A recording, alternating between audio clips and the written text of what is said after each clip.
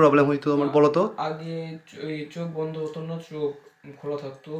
যেমন কথা বলতে গেলে মুখ আটকে যেত, কথা বলতে পারতাম না। আর এই মুখের থেকে পানি পড়ে যেত। এই কদিন তোমার হচ্ছে এই যে মুখ যেভাবে বাঁকাই, তো আজকে কি সেভাবে বাঁকায়? হা করে তো বাঁকায় সেভাবে, ওইভাবে টানে, আগের মতো টানে? কম। কম টানতেছে, কম টানতেছে। জি। আজকে কয়দিন হলো? 3-4 দিন। 3-4 দিন। তো আগের থেকে কি একটু স্বাভাবিক স্বাভাবিক মনে হচ্ছে? অনেকটা।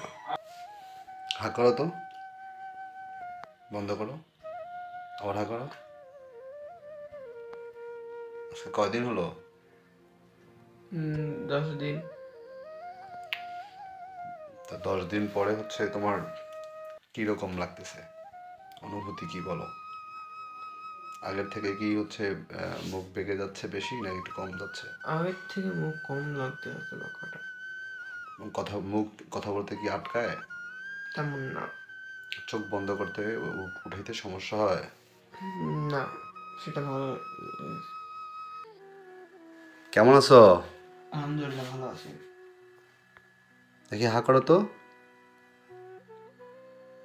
বন্ধ করো, চোখ খোলো, চোখ বন্ধ করো, চোখ খোলো। আচ্ছা, এবার হচ্ছে উঠে আস্তে আস্তে বসো।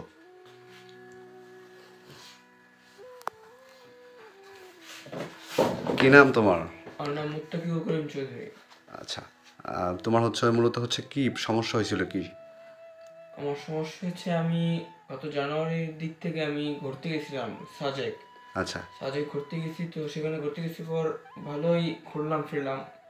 বাড়িতে আসছি, আসার 2 দিন পর ঘুম থেকে উঠে দেখতেছি আমার মুখ বাঁকা হয়ে গেছে এবং এক পাশ অবশ। হ্যাঁ। তারপর আমি এটা নিয়ে কয়েকদিন ছিলাম বাসায়, রোদে অনেক রোদে বসছি। তারপর এই নাক মুখ মালিশ করছি তেল দিয়ে।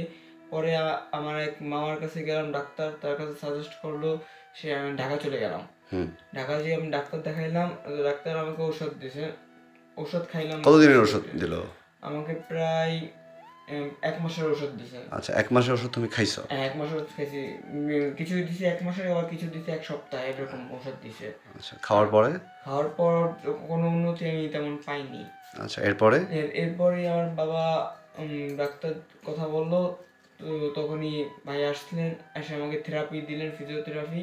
তো দেওয়ার পরে তো এখন আমি অনেকটা বেটার ফিল করতেছি। তো হচ্ছে এই ঘুরতে যাওয়ার পরে তোমার কি কোনো জ্বর হয়েছিল? না, আমার কোনো জ্বর হয়নি। তুমি যে বাসায় আসার পর এমনিতেই তোমার হচ্ছে মুখটা বাঁকা হয়ে যাচ্ছিল, তাই তো? জি, জি। আচ্ছা, এই বিষয়ে আমি একটু হচ্ছে, যারা এই ভিডিওটি দেখছেন এখন দেখবেন, এবং হচ্ছে দেশ এবং দেশের বাইরে থেকে পরবর্তীতে যারা দেখবেন তাদের উদ্দেশ্যে বলছি। আসলে আমরা অনেকেই মনে করে থাকি যে মুখ বেঁকে গেলেই বোধহয় মিনি স্ট্রোক হইছে বা স্ট্রোক হইছে। আসলে এরকমটা না। আপনি যদি প্রচুর পরিমাণে ঝড়ের মধ্যে পড়ে যান, অথবা আপনি যদি কোথাও ঘুরতে যান, অনেক সময় দেখা যায় যে কেউ যদি স্ট্রোক করে সেক্ষেত্রেও মুখ বাঁকা হয়ে যেতে পারে।